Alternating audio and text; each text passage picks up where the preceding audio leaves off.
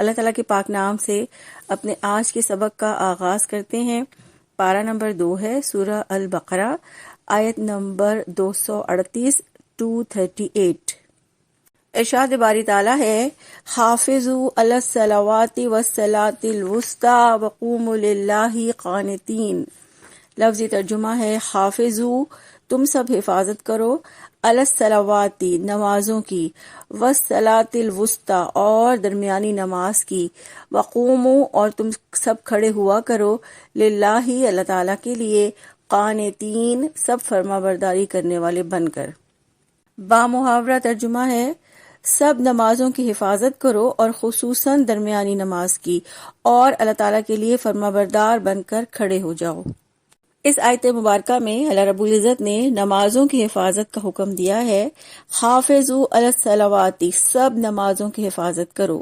نماز کی حفاظت کا مطلب ہے کہ انہیں وقت کی پابندی کے ساتھ، تمام واجبات و مستحبات کے ساتھ، خشوع و خضوع کے ساتھ، مشروط ارکان کا خیال رکھتے ہوئے ادا کیا جائے۔ نماز کی حفاظت کے ساتھ تمام عبادات کی حفاظت بھی ہو جاتی ہے، اور نماز کو اخلاص، عاجزی، اپنی ذلت کا اظہار کرتے ہوئے اللہ تعالیٰ کی تعظیم کے جذبے کے ساتھ آرام اور سکون سے ادا کرنا، یہ بھی نماز کی حفاظت کرنا ہے۔ اور ایسی ہی نماز ہوتی ہے جو برائی اور بے حیائی سے روکتی ہے۔ نماز کی حفاظت کے بارے میں صحیح مسلم کی روایت ہے، حضرت عبداللہ ابن مسعود رضی اللہ عنہ کہتے ہیں کہ میں نے رسول اللہ صلی اللہ علیہ وآلہ وسلم سے پوچھا کہ اللہ تعالیٰ کے ہاں کون سا عمل سب سے زیادہ پسندیدہ ہے؟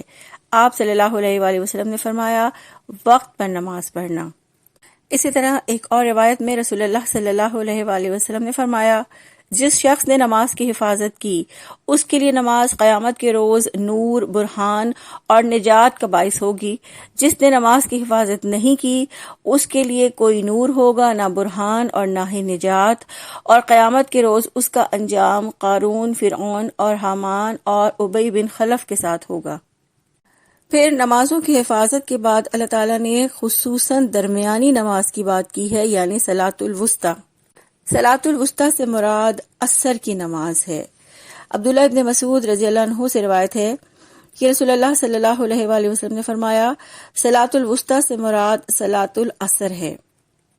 حضرت عبداللہ ابن عمر رضی اللہ عنہ کہتے ہیں کہ آپ صلی اللہ علیہ وآلہ وسلم نے فرمایا، جس کی عصر کی نماز قضا ہو گئی، گویا اس کا اتنا نقصان ہوا کہ جیسے اس کا گھر بار، مال و اسباب سب لٹ گیا۔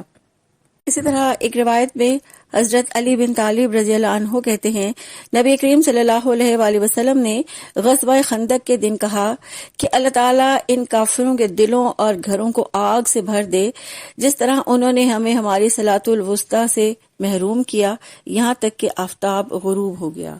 اب ہم یہ دیکھتے ہیں کہ اس سے پہلے کی آیات ازدواجی زندگی اور طلاق کے احکامات کے بارے میں تھیں، تو ازدواجی زندگی کے احکامات اور طلاق کے احکامات کے درمیان نماز کا ذکر بہت اہمیت رکھتا ہے، کیونکہ طلاق کے معاملے میں ہونے والی تلخیاں اور پریشانیاں نمازوں کو متاثر کر سکتی ہیں، اس لیے فرمایا نمازوں کی حفاظت کرو، کیونکہ نماز ہی انسان کو اخلاص اور عاجزی کے بلند مقام تک پہنچاتی ہے، اور نماز کے ذریعے مومن ثابت قدمی سیکھتا ہے، اور نماز ہی انسان کو ایک مہذب مومن بناتی ہے، اور اسی طرح نماز انسان کو برائی اور بے حیائی سے روکتی ہے۔ پھر فرمایا، وقوموا للہ قانتین، اور اللہ تعالیٰ کے لیے فرما بردار بن کر کھڑے ہو جاؤ، یعنی اللہ تعالیٰ کے سامنے فرما برداروں کی طرح خاموش کھڑے ہوا کرو۔ تو نماز میں اللہ تعالیٰ کے حضور عاجزی اور ادب کے ساتھ کھڑے ہونا ہے، اور ایسی کوئی فضول حرکت یا بات نہ کی جائے جو ادب کے خلاف یا نماز کو توڑنے والی ہو، جیسے خواہ مخواہ یا عادتاً ہاتھوں کو حرکت دینا، ہنسنا، بات چیت کرنا وغیرہ۔ آیت نمبر 239 239 ہے، فَإِنْ خِفْتُمْ فَرِجَالًا أَوْ رُكْبَانًا فَإِذَا آمِنْتُمْ فَاذْكُرُوا اللَّهَ كَمَا عَلَّمَكُمْ مَا لَمْ تَكُونُوا تَعْلَمُونَ۔ لفظی ترجمہ ہے، فَإِنْ پھر اگر، خِفْتُمْ تم حالت خوف میں ہو، فَرِجَالًا تو پیدل، أَوْ رُكْبَانًا یا سوار، فَإِذَا پھر جب، آمنتم تم امن میں ہو جاؤ، فَاذْكُرُوا اللَّهَ تو تم سب یاد کرو اللہ تعالیٰ کو، کما جس طرح علّمکم اس نے سکھایا تم کو، معلوم جو نہیں، تکونو تم سب تھے، تعلمون تم سب جانتے۔ با محاورہ ترجمہ ہے، پھر اگر تمہیں خوف ہو تو پیدل یا سوار ہو کر پڑھ لو، پھر جب امن میں آ جاؤ تو اللہ تعالیٰ کو ایسے ہی یاد کرو جیسے اس نے تمہیں سکھایا ہے جسے تم نہیں جانتے تھے۔ تو یہاں پر اللہ تعالیٰ نے صلاۃ الخوف کی بات کی ہے کہ پھر اگر تمہیں ڈر ہو تو پیدل یا سوار ہو کر نماز پڑھ لو، یعنی نماز کسی حالت میں بھی معاف نہیں ہے۔ دشمن کے خوف کے وقت پیدل چلتے ہوئے یا سواری پر بیٹھے ہوئے ہر طرح سے نماز پڑھی جا سکتی ہے۔ میدان جنگ میں دشمنوں کے درمیان صلاۃ الخوف کا طریقہ یہ ہے کہ امام آگے بڑھے اور کچھ لوگ امام کے پیچھے 1 رکعت نماز ادا کریں اور باقی لوگ دشمن کے درمیان کھڑے رہیں، اور پھر جب یہ 1 رکعت مکمل کر چکے تو یہ پیچھے چلے جائیں، اور پھر دوسرے لوگ جنہوں نے نماز نہیں پڑھی وہ لوگ آ جائیں اور وہ 1 رکعت ادا کریں۔ اس طرح امام کی 2 رکعت ہوں گی اور باقی سب کی 1 اور پھر اس طرح باری باری وہ اپنی 1 رکعت الگ سے پڑھ لیں گے، تو ان کی بھی 2 رکعت ہو جائیں گی۔ پھر فرمایا فَإِذَا آمَنْتُمْ فَاذْكُرُوا اللَّهَ كَمَا عَلَّمَكُمْ، پھر جب امن میں آ جاؤ تو اللہ تعالیٰ کو ایسے ہی یاد کرو جیسے اس نے تمہیں سکھایا ہے، یعنی جب خوف کی حالت ختم ہو جائے تو نماز پوری اور باجماعت ادا کرو جیسا کہ عام حالات میں پڑھتے ہو۔ فَاذْكُرُوا اللَّهَ سے مراد یہ ہے کہ اللہ کا ذکر کرو، کیونکہ نماز اللہ کے ذکر کی بہترین صورت ہے۔ تو جب امن کی حالت میں ہو تو اس طرح نماز پڑھو جس طرح اللہ نے تمہیں سکھایا ہے، اور اس کے بعد اپنے ذکر اور اذکار کرو، اور اسی طرح کامل نماز پڑھنا بھی ذکر کی ایک صورت ہے۔ پھر فرمایا ما لم تکونوا تعلمون، جسے تم نہیں جانتے تھے۔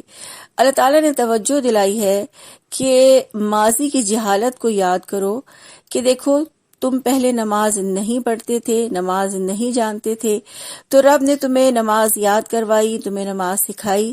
یہ اس کا احسان ہے کہ اس نے تمہیں دین سکھایا۔ اللہ کے اس احسان کو یاد کرو، اور خوف کی حالت ہو یا امن کی حالت ہو نمازوں کی حفاظت کرو، اور کسی حالت میں بھی نماز قضا نہ کرو۔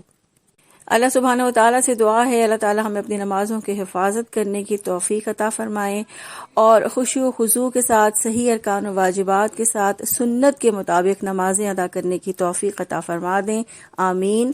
سبحانک اللہم و بحمدک، نشہد ان لا الہ الا انت، نستغفرک و نتوب الیک۔ السلام علیکم و رحمۃ اللہ وبرکاتہ۔